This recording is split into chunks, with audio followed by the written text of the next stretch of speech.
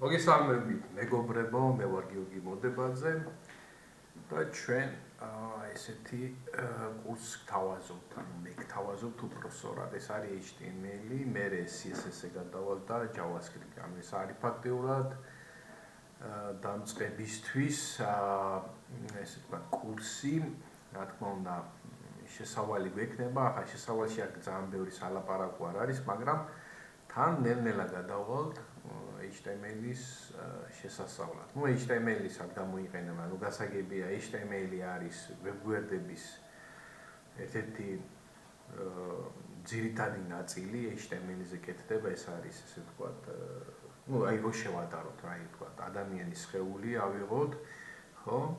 და ადამიანის სხეულს აქვს საყრდენ მამოძრავებელი სისტემა. ნუ ძვლები რაც არის ფაქტიურად, ხო? ეს არის საყრდენ მამოძრავებელი სისტემა, ანუ ჩონჩხი. ამ ჩონჩხზე არის, თქვათ, ხორცი, ხო? ნუ ხორცი ცოტა ისეთი ნათქვამია, მაგრამ ნუ ესეა. ხო? აი ეს ხორცი არის ფაქტიურად CSS-ი და JavaScript-ი, ნუ აი რო შევადოთ, ეს არის ფუნქციონალი, ნუ თქვა ყელისაწევა, ნუ აი მოძრაობები, ესე ვთქვა, და ეს არის უკვე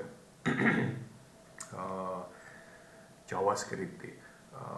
ნუ ეს არის, ესე ვთქვა, front-end-ი, არის კიდევ back-end-ი, web design-ში, back-end-ი რა არის, აი როდესაც აი რო შევადაროთ, ეს არის სერვერის მხარე, ნუ ფაქტიურად თუ ადამიანის სხეულზე გავაკეთებთ აქცენტირებას, ეს არის ნუ ტვინია ესე, სადაც არის თქვა მეხსიერება, სადაც გარკვეული ინფორმაცია ინახება, შეუძლია ამ ინფორმაციის დამუშავება და მოკლედ ხდება თქვა შესაბამისი ქცევა თვითონ ვებგვერდის და აი ესეთი, ნუ აი ესე შეიძლება შევადაროთ, შეიძლება ცოტა უხეში და შედარება, მაგრამ აი ძალიან კარგად პრინციპში შეიძლება შევადაროთ.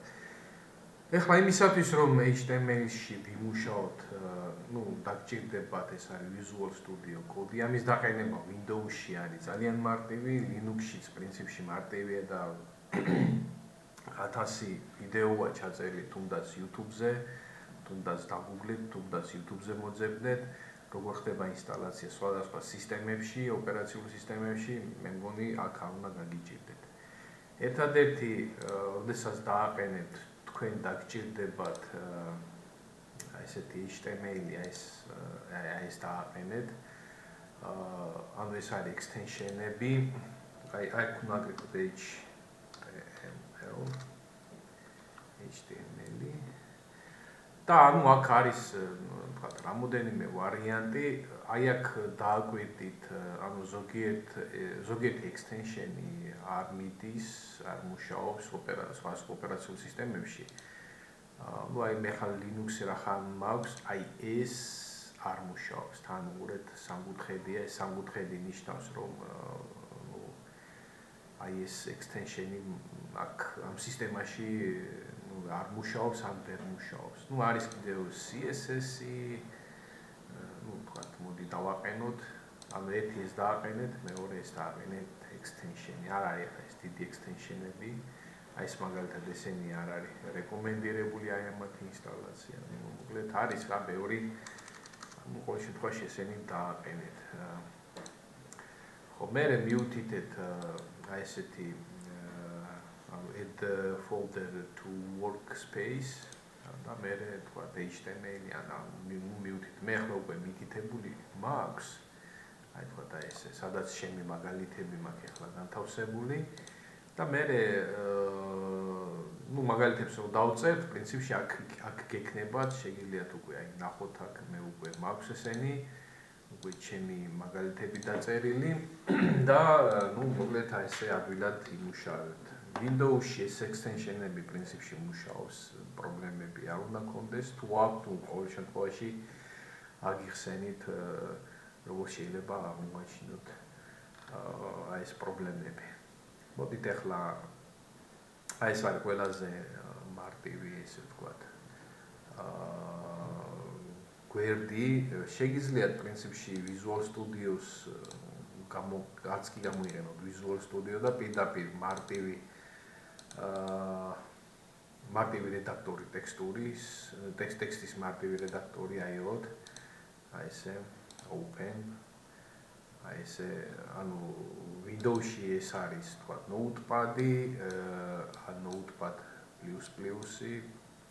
აი ესეთი ამდაგვარი რედაქტორი ტექსტის პრინციპში შეგიძლიათ გამოიყენოთ. ეს არის უმარტივესი ვებგვერდის გაშვება HTML-ი, ან პირდაპირ, აი თქვა, შეგიძლიათ უთხრათ, რომ გახსნას Google Chrome-ში. ანუ ჩემი პირველი სათაური, აი ესეთი რაღაცა გვაქვს. მოდით ახლა შევხედოთ რასთან გვაქვს საქმე. აი აქ არის პრინციპში ინფორმაცია თუ რა დოკუმენტთან გვაქვს საქმე, ანუ ეს არის დოკუმენტ ტაიპი, პირდაპირ მითითებულიც კი არის. და ნუ HTML დოკუმენტი რომ არის, მაგას ნიშნავს. მე თვითონ ეს უკვე HTML-ი როა ნამდვილად, ანუ აი აქიდან იწყება HTML დოკუმენტი და სრულდება აი აქ, ანუ ესე იგი, აი აქ დახრილი ხაზი არის, დახრილი ხაზი და HTML-ი. ანუ ეს პრინციპში ეს არის ტეგი, ეს არის ტეგები. და აი ამათ შორის თავსდება HTML დოკუმენტი. ნუ ბოდი არის, ნუ გასაგები ეს არის სხეული, იგივე ტანი, ქართულად თუ გადავთანხმდით და აი ამ ტანსაც აქვს დასაწყისი და დასასრული. და აქ უკვე ხდება თვითონ ის იმ ელემენტების განთავსება, რომელიც მე ჩანს, თქვა, ბრაუზერში, ხო? ნუ ახლა ჩვენ უმარტივესი ვები გვაქვს აქ, ნუ ეს არის რა H1, ანუ ეს არის სათაურია. ეს სათაურები არის, თქვა, H1, H2, H3, H4, H5 და H6-ია. ისინი განსაზღვრავენ პრინციპში სიდიდეს, ანუ ეს წარწერა რამდენად დიდი იქნება. ანუ H1 არის ყველაზე დიდი წარწერა, ანუ ყველაზე მნიშვნელოვანი, ესე თქვა, წარწერა, ყველაზე მსხვილად ჩანს, ყველაზე დიდად ჩანს. და მოკლედ ეს არის სათაური. ნუ სათაურსაც აქვს, რა თქმა უნდა, ეს არის დასაწყისი, ეს არის დასასრული და აი სათაურში რა უნდა იყოს ტექსტი განთავსებული. აი ეს არის სულ, ნუ პრინციპში წეღან ჩვენ გავუშვით, აი ეს არის ჩემი პირველი სათაური. აი მოკლედ ეს არის რა. ანუ ფაქტიურად ჩვენ მოკლედ რო ვთქვათ, აი სხეულში, ანუ იგივე ტანის შიგნით არის განთავსებული ის, რაც ჩანს ვებგვერდზე. ანუ ბრაუზერში რაც ჩანს რა. მოდით ახლა გადავიდეთ შემდეგ ისე ვთქვათ. მოდი ეს დავტოვოთ გახსნილი და აქ კიდევ გავხსნათ ტექსტურ იმაში. ან შეგვიძლია ესეც გამოვიყენოთ, მაგრამ მოდი არ გვინდა ეს ამის გამოყენება. თქვენ თუ გინდათ გამოიყენეთ ის ვიზუალ კოდი, პრინციპში თუ აკეთებთ ახალ HTML დოკუმენტს, პრინციპში აი ეს დაგეხმარებათ Visual Studio Code. ნუ პრინციპში ხო, ნუ აი ესეთი, ნუ ეს ამაზე უკვე ვისაუბრეთ, მაინც გავიმეორნო, ეს არის მიუთითებს დოკუმენტის, ანუ რა ტიპის დოკუმენტთან გვაქვს საქმე, მე ეს HTML-ის დასაწყისი დასასრულია, მე მოდის უკვე ტანი და აქ უკვე არის სათაურები. ანუ ეს არის ყველაზე მნიშვნელოვანი სათაური, ანუ ყველაზე მნიშვნელოვანი აქ იგულისხმება, რომ ყველაზე კარგად ჩანს, ყველაზე დიდია. ანუ ეს არის H1, მე H2-ია, მისის დასასრული არის აი ეს, ანუ დახრილი ხაზი H2. ჩემი H2 სათაური, ჩემი H3 სათაური და ასე შემდეგ. ნუ H6-ია ყველაზე, ისე ვთქვათ, ყველაზე ნაკლებად მნიშვნელოვანი სათაური, აი. ანუ ეს არის H1, H2, 3, 4, 5 უკვე ნაკლებად ჩანს და 6. ნუ 5 და 6 თითქმის პრინციპში ტოლია გარკვეულწილად. ესეთი მოკლედ სიტუაცია გვაქვს. ანუ ეს არის თქვათ სათაური, ნუ ნებისმიერ მაშინ თუ გავხსნით ახლა რაღაცა დოკუმენტს, ვნახოთ რამე. თქვათ რაღაც შესახებ ინფორმაცია ვნახოთ, ნუ თქვათ ვიკი მაგალითად. Wikipedia ნებისმიერი ავიღოთ. რავი, თქვათ. აი ეს მაგალითად. აი ეს მაგალითად არის სათაური. აი ესენი უკვე, ესენი მოჩვეულებრივი ტექსტი არის. ამასაც ნახავთ ცოტა ხანში პრინციპში. მოკლედ ეს მეორე მაგალითი მე მგონი გასაგებია, რადგან საუბარი. ეს არის სათაური. სათაურის გარდა, რა თქმა უნდა, მარტო სათაური ხომ არა გვაქვს, სხვა რამეს გვაქვს. ეს არის აბზაცი, ეს არის აბზაცებია, რაც განახეთ აბზაცებია. აქ ზომები, ესე ვთქვათ, სხვადასხვა არ არის. E არის პარაგრაფი, იგივე აბზაცი. და იწყება ეს ამ ტეგით, თავდება ესე, ეს არის მთლიანი აბზაცი, ერთი აბზაცი. შეგვიძლია გავუშვათ, რა თქმა უნდა, ჩემი პირველი აბზაცი ესეთი არის. მოდი ახლა შემდეგზე გადავიდეთ. გავხსნათ ტექსტურ რედაქტორში. აქ უკვე გვაქვს პირველი სათაური და პირველი აბზაცი. ნახავთ რა სხვაობა მაგათ შორის, ხედავთ. ჩემი პირველი სათაური, ჩემი პირველი აბზაცი. სათაური შეიძლება იყოს სხვადასხვა ფონტი, ეს ფაქტობრივად ფონტი არის, სხვადასხვა ფონტი CBD არის. აქ ერთი და იგივე პრინციპში, ერთი და იგივე ფონტი გვაქვს. ხო, დანარჩენი პრინციპში იგივეა, ესენი იგივეა. უბრალოდ ეს ნაწილია, სხეულია შეცვლილი, იგივე ტანი. HTML დოკუმენტის ტანია შეცვლილი. მოდით გავხსნათ სხვა დოკუმენტი. ესეთი ტეგი გვაქვს, ეს ამას დასასრული არ აქვს, ესეთი ძალია. აქ მაგალითად ხო დასასრული გვაქვს, ეს არის დასაწყისი, ეს არის დასასრული ტეგის, ხო? აქ ამას არ აქვს. დასაწყისია და всё მოჩქათავდა. ეს ახლა რას აკეთებს? ამ ტექსტს დაბეჭდავს, ეს არის და მერე უკვე წყვეტა ხდება ამ ტექსტისა და ქვემოთ ხდება ამ ტექსტის დაბეჭდა, გადატანა. ფაქტობრივად ეს არის ცალკე სტრიქონი, ეს უკვე არის ახალი სტრიქონი, ცალკე სტრიქონი, ამ სტრიქონის ქვემოთ მდგომი სტრიქონია. ეხლა უყურეთ გავხსნათ. აიყურეთ, ეს არის და ქვემოთ განთავსდა ეს. ესეთი პატარა, ესე ვთქვათ, ჩანაწერი რამდენ რაღაცას გვიცვლის. ხო, ესაც შეეხება ამას. მოდით ახლა კიდევ გავარჩიოთ ორი გადაგჭა მაგალითი. აქ უკვე ესე ვთქვათ,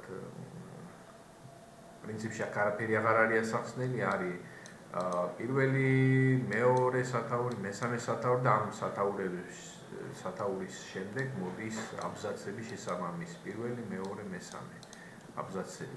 ეს უბრალოდ აქ მინდა დაგანახოთ, რომ ესენი სად როგორ იქნება და რამდენი იქნება, ამაში შეზღუდული არ ვართ. შეგიძლიათ ბევრჯერ გამოიძახოთ. ეს არის პირველი სათაური, მეორე სათაური, მესამე სათაური. იგივე აქ აბზაცებია შესაბამისი, პირველი, მეორე, მესამე.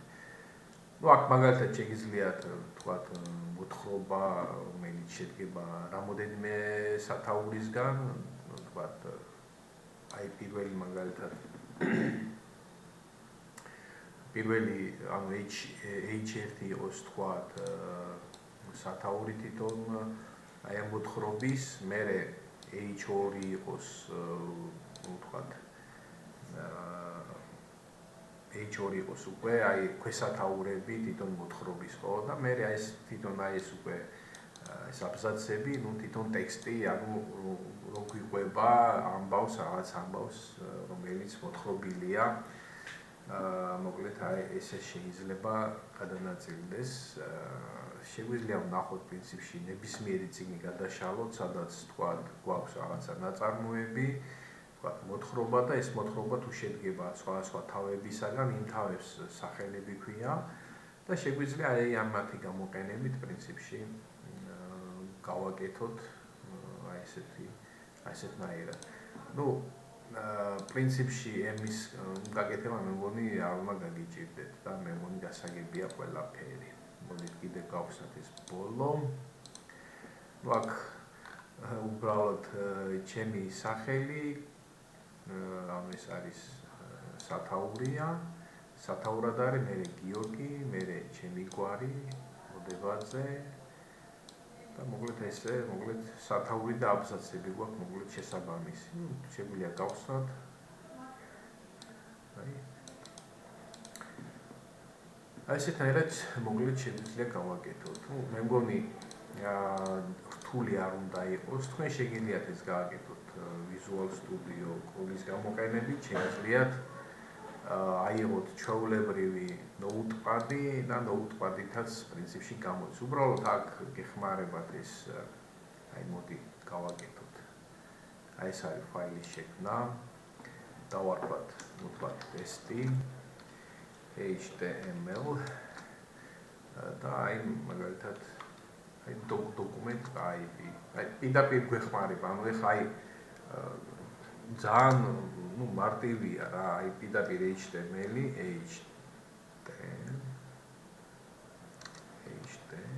HTML-ი. ნუ აქ დავყუროთ ეს აი უყურე ეგრევე გამიკეთა დასასრული. მე არის რა თქმა უნდა სხეული იგივე ტანი. აი ესე. აქაც აი ანალოგიურად ხდება აქაც. ეს შეგვიძლია ესე. და მე ნუ ვთქვათ H1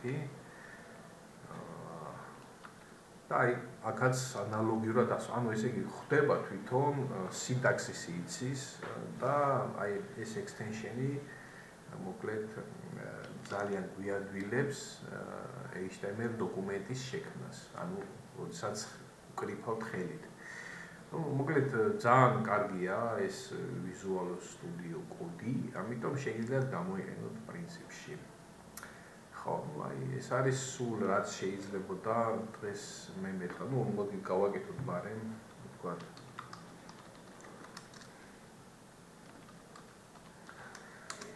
ნუ ეს ცნობილი ფრაზა პროგრამისტებისთვის აი ჩვენი HTML დოკუმენტი აი აგერ არის, შეგვიძლია აქედან გავუშვათ აი hello world.